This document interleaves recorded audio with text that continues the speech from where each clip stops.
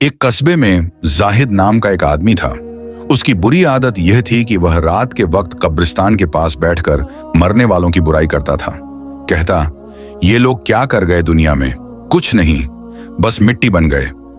लोग उसे रोकते, लेकिन वह हंसते हुए कहता, मरने वालों को क्या पता चलेगा मैं क्या कह रहा हूं। एक रात जाहिद अपने दोस्तों के साथ कब्रिस्तान के किनारे बैठा था। आसमान काला था और हवा बहुत ठंडी। अचानक उसने महसूस किया कि उसके पैर के नीचे की मिट्टी हल्की हल्की हिल रही है।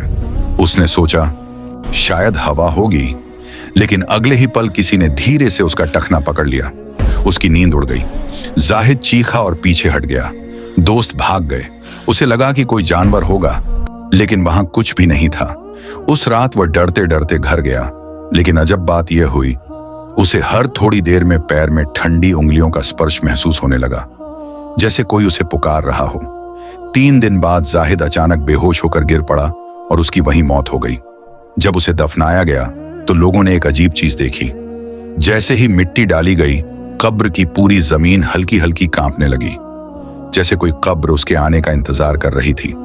इमाम साहब ने कहा, जिसने मरने वालों की इज्जत नहीं की, उसे कब्र भी इज्जत नहीं देती।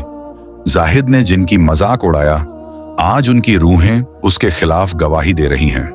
उस दिन से लोगों ने किसी मरने वाले के बारे में एक शब्द भी बुरा कहना छोड़ दिया, क्योंकि सब जानते थे मिट्टी चुप है, लेकिन कब्र कभी चुप नहीं रहती।